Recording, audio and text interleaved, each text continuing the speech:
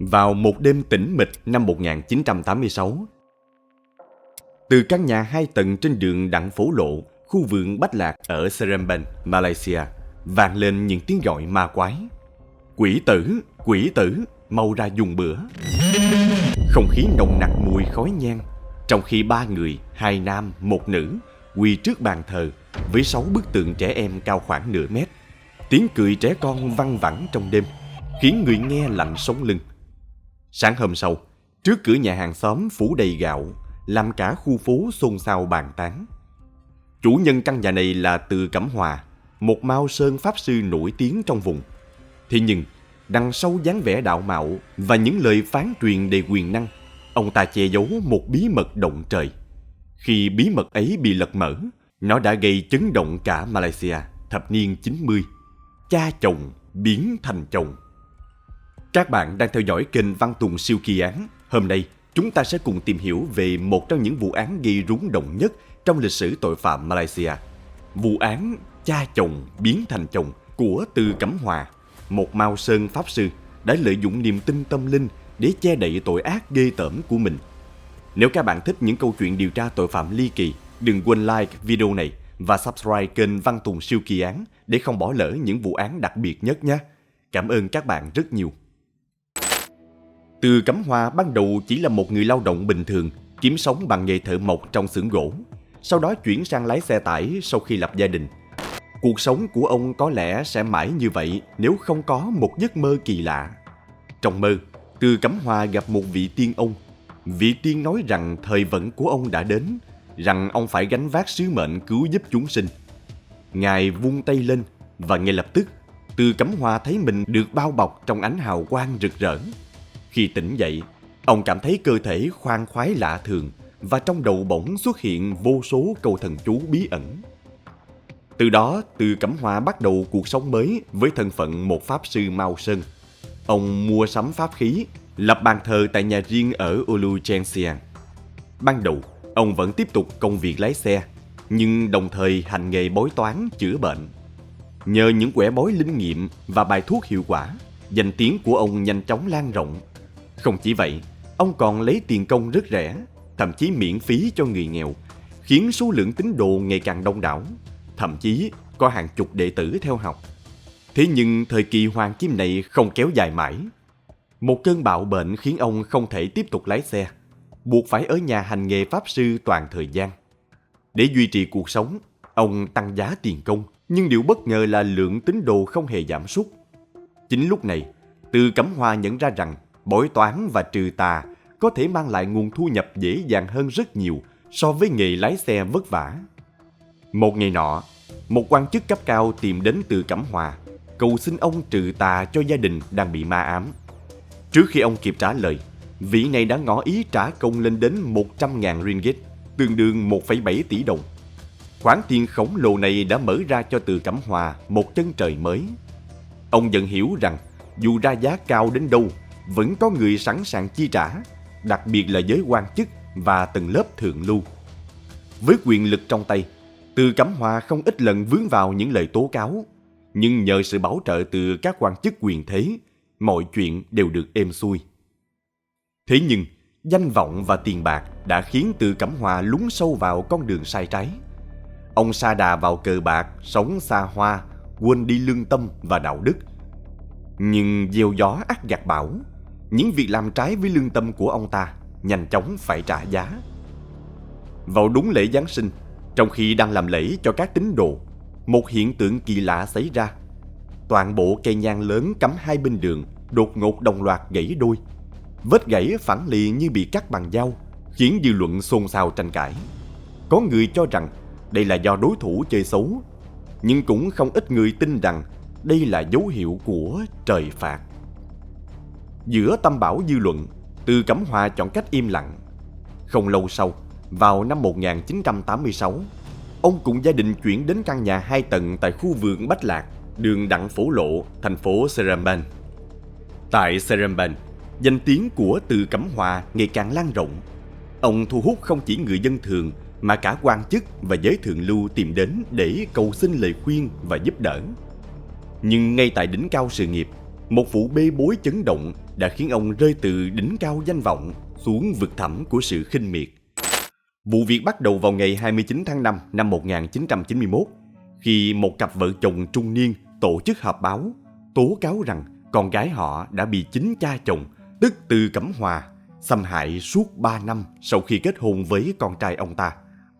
Không những vậy, nạn nhân còn sinh hạ một bé gái, nhưng danh tính người cha thực sự của đứa trẻ vẫn là một ẩn số. Vụ án cha chồng biến thành chồng với nhân vật chính là pháp sư lừng danh Từ Cẩm Hòa đã gây chấn động dư luận Malaysia. Vậy sự thật đằng sau vụ án kinh hoàng này là gì? Chúng ta hãy cùng quay ngược thời gian về năm 1988. Khi đó, vợ chồng Ngô Thừa Phát và Trần Tứ Ngọc có 6 người con. Trong đó có cô con gái út Ngô Thúy Hoa, thường được gọi là A Hoa. Sau 2 tháng tìm hiểu, A Hoa và con trai của Từ Cẩm Hòa, A Quang, cảm thấy tâm đầu ý hợp và quyết định tiến tới hôn nhân. Hai bên gia đình nhanh chóng chuẩn bị hôn lễ, nhưng không ai ngờ rằng đám cưới này lại mở đầu cho một bi kịch đầy nước mắt. Đêm tân hôn, Từ Cẩm Hòa bất ngờ tuyên bố rằng hôm đó không phải ngày lành tháng tốt để động phòng, khiến đôi vợ chồng trẻ đành ngậm ngùi ngủ riêng. Nhưng không ai biết rằng đó cũng chính là đêm cuối cùng A Hoa được sống trong bình yên. Âm mưu đen tối.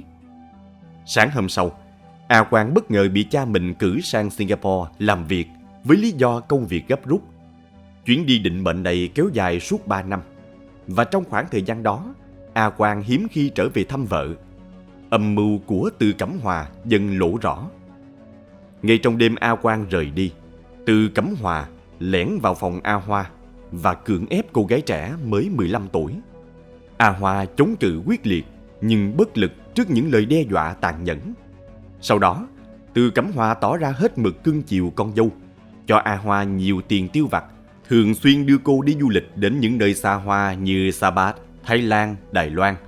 Thậm chí, hắn còn tạo điều kiện để A Hoa sang Singapore thăm chồng, nhưng ẩn sâu sự quan tâm thái quá ấy là một kế hoạch đen tối.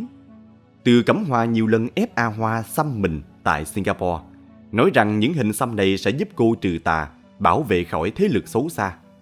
Trong 3 năm, A Hoa đã có tổng cộng 6 hình xăm, bao gồm bọ cạp, rắn kiếm, tượng Phật đứng, đầu lâu, rồng. Điều đáng kinh ngạc hơn nữa, suốt 3 năm ấy, Từ Cẩm Hòa gần như bỏ bê hai người vợ của mình để sống chung với A Hoa như vợ chồng.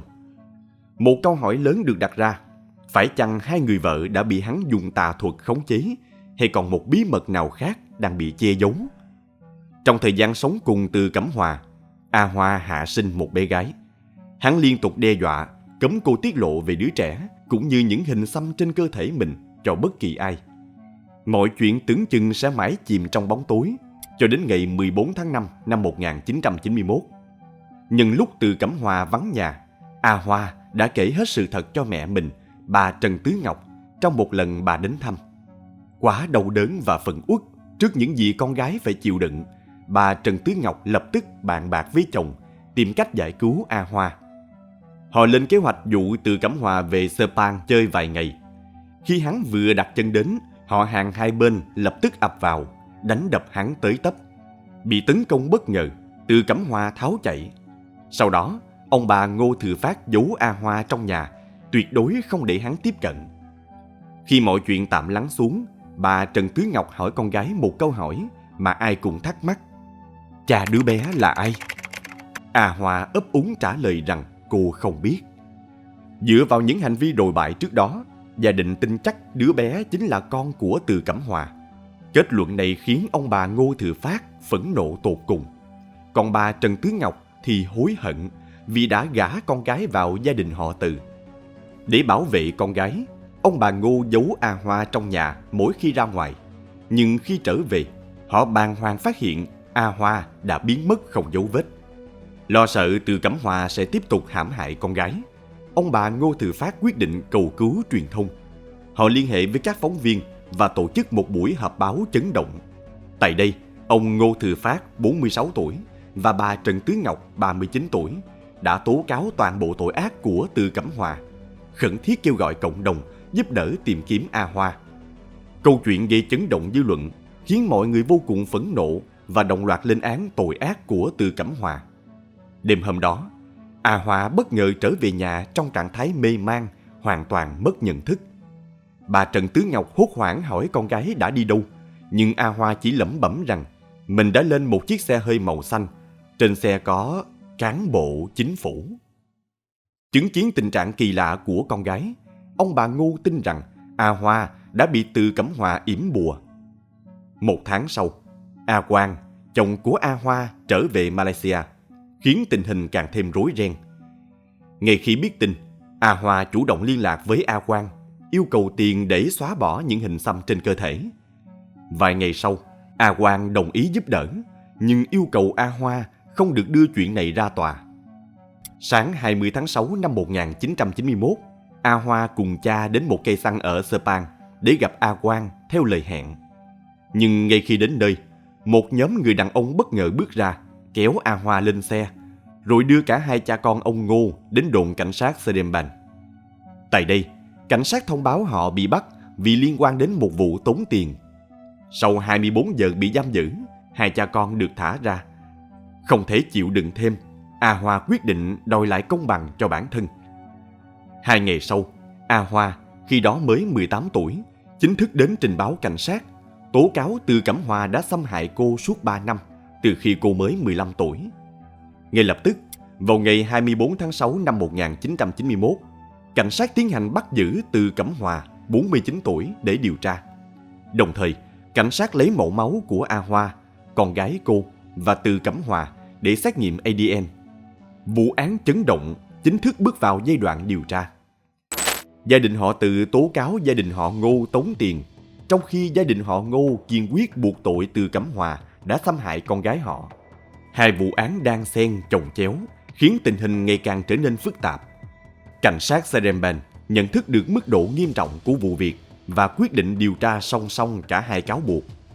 Tuy nhiên, vào đầu những năm 90, công nghệ xét nghiệm ADN vẫn còn rất mới và Malaysia chưa đủ điều kiện thực hiện.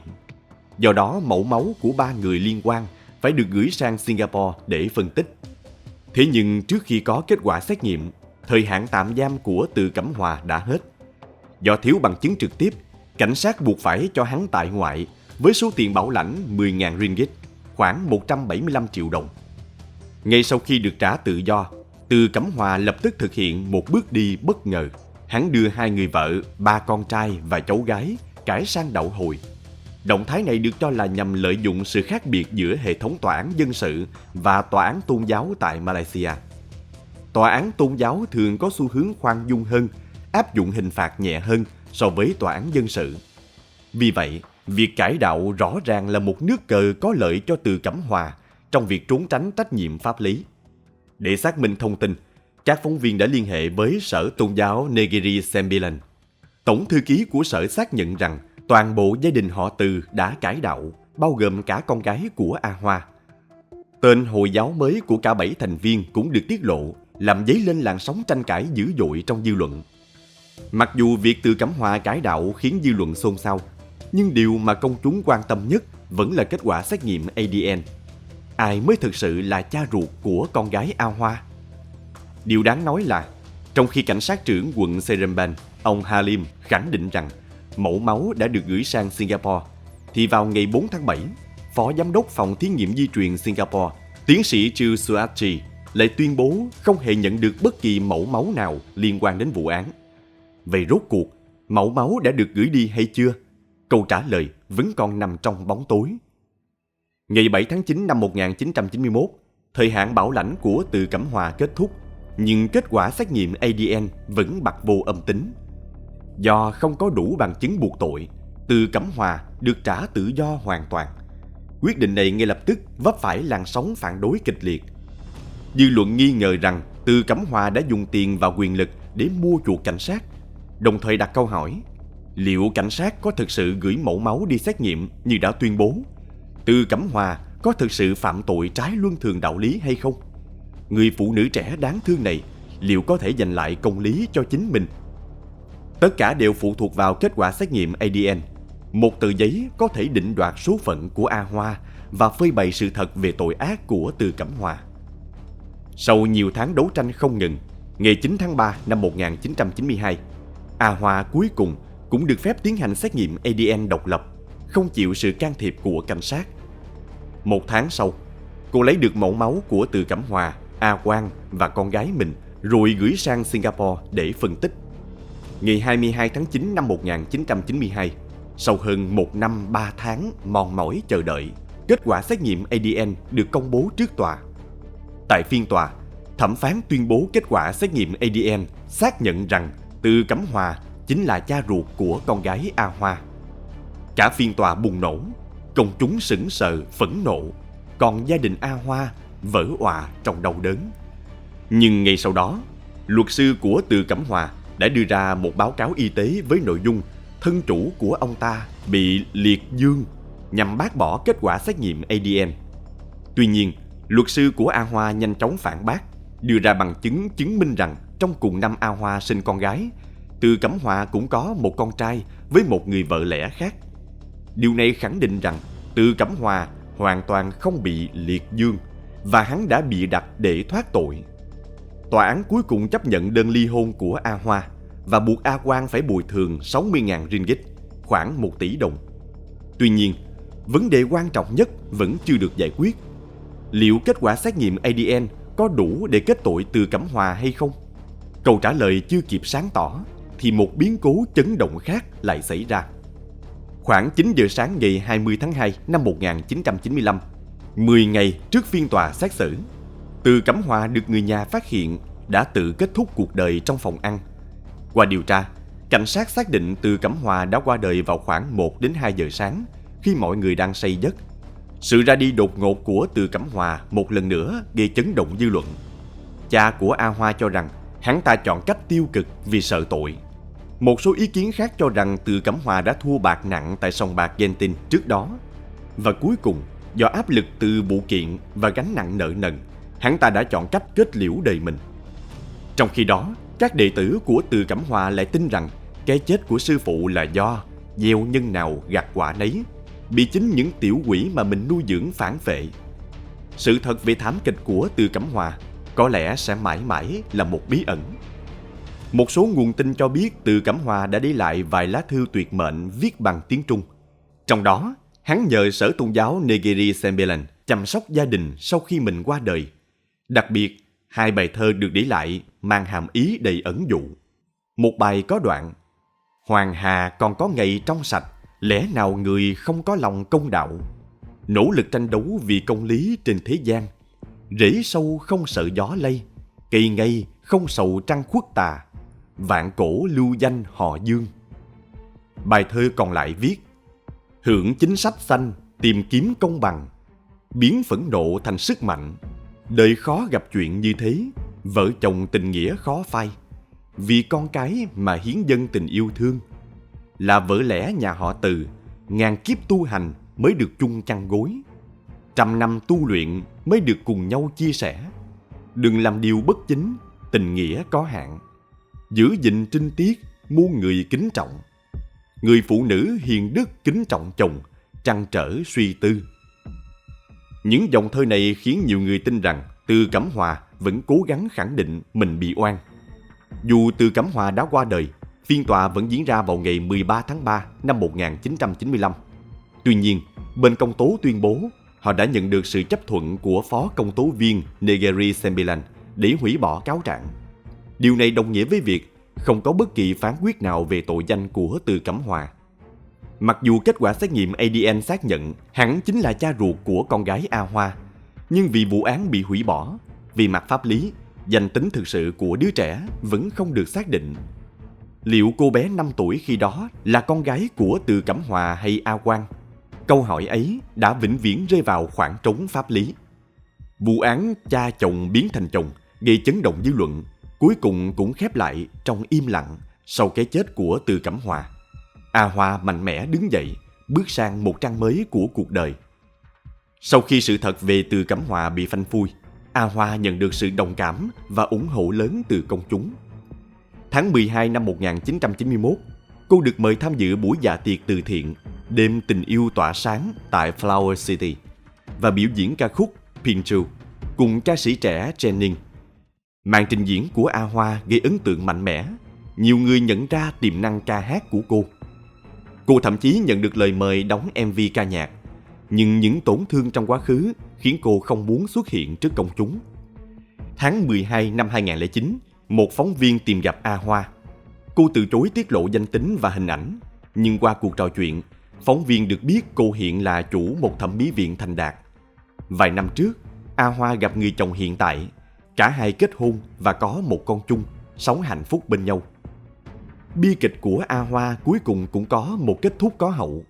Từ một cô gái trẻ bị cha chồng lạm dụng suốt 3 năm, trải qua những tháng ngày đen tối và vòng xoáy kiện tụng, A Hoa chưa bao giờ từ bỏ hy vọng. Cô kiên cường đấu tranh để giành lại công bằng cho bản thân và gia đình. Giống như một dây leo yếu ớt vươn lên giữa giông bão, A Hoa đã vượt qua mọi đau thương để trở thành một người phụ nữ mạnh mẽ, một nữ doanh nhân thành đạt. Số phận cuối cùng cũng mỉm cười với cô, một gia đình hạnh phúc, một cuộc sống viên mãn. Về phần Từ Cẩm Hòa, hắn đã phải trả giá cho những tội ác của mình. Câu chuyện về Từ Cẩm Hòa và A Hoa là một lời nhắc nhở sâu sắc về luật nhân quả, gieo nhân nào gặt quả nấy. Có lẽ quả thực đã từng có một vị tiên ông khuyên Từ Cẩm Hòa tu hành, cứu giúp chúng sinh, nhưng lòng tham và dục vọng đã khiến hắn lạc lối, để rồi sa vào vòng xoáy tội lỗi và nhận lấy kết cục bi thảm. Câu chuyện này cũng là một bài học về lòng tham, sự sa ngã và ý nghĩa của công lý. Dù công lý có thể đến muộn màng, nhưng nó sẽ không bao giờ mất đi. Vậy còn bạn nghĩ gì về vụ án chấn động này? Hãy chia sẻ quan điểm của bạn ở phần bình luận bên dưới. Và đừng quên nhấn like, share và subscribe kênh Văn Tùng Siêu Kỳ Án để theo dõi những câu chuyện phá án khác nhé.